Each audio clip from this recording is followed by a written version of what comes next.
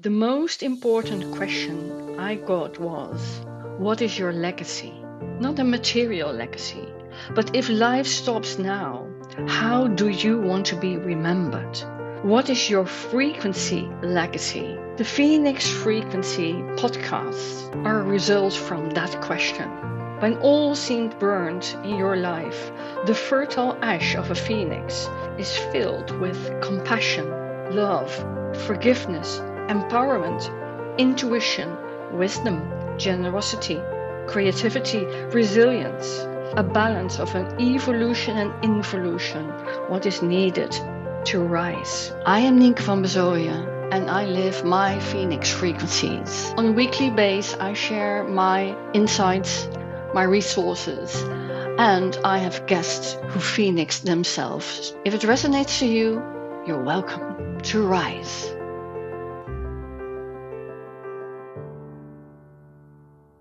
Welcome to the Phoenix Frequencies. One of the things I noticed after I phoenixed is the increased sensitivity, what is going around me.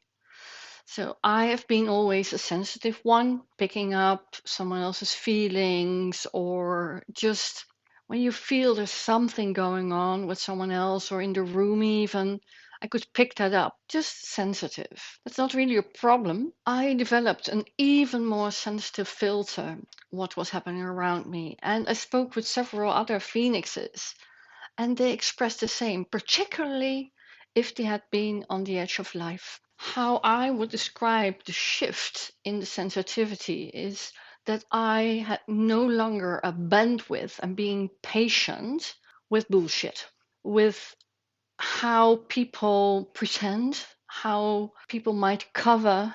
Although I can understand where it comes from, I just don't want to be with that any longer. So when I set my first boundaries, because I look still the same, but I don't act still the same after the Phoenix period, I got resistance there. Oh, you always stood up with this. Why don't you do that now any longer? And I really did some self inquiry around that. And it became even more clear when I started to work again, started to collaborate again in a new field. And I was in an organization where there was not a real desire to communicate within the team. The CEOs were happy to communicate among each other, but team communication wasn't their favorite. I know I function best if I can just come from exchange and sort of know what's going on so I can contribute. But if I have to guess all the time what's going on, it was really draining my energy. So I stopped the collaboration. Not because out of a judgment, but just it was no longer a fit.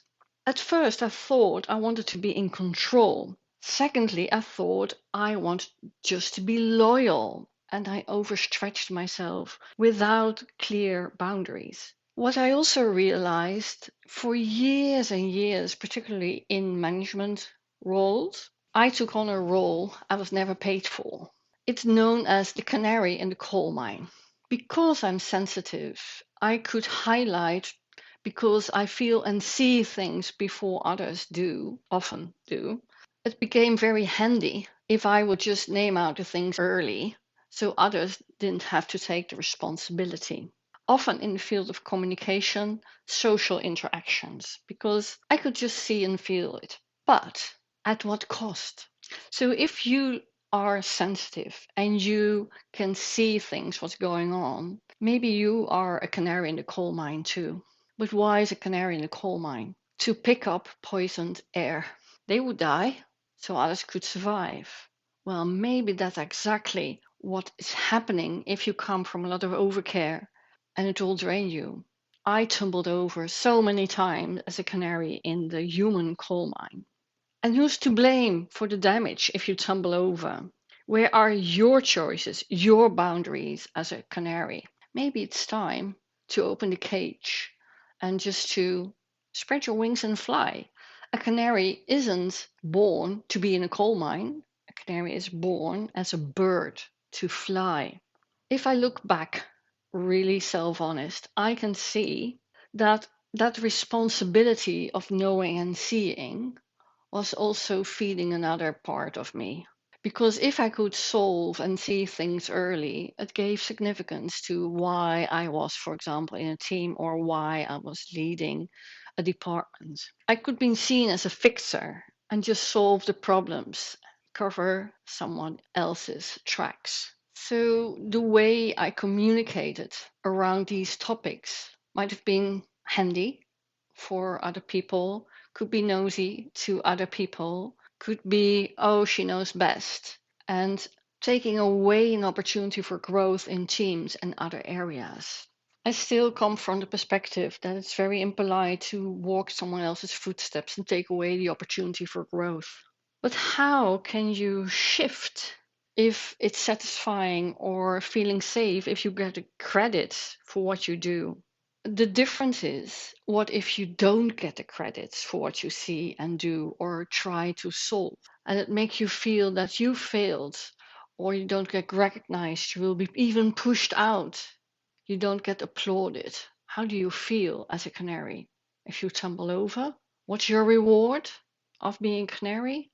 It can be really, really painful and can make you feel awful. And if you're willing to look really what's behind your behavior, that can be really helpful to, so to quote, protect you next time. That you really come from a perspective of overcare rather than care, an overdrive rather than just doing what's your job to do.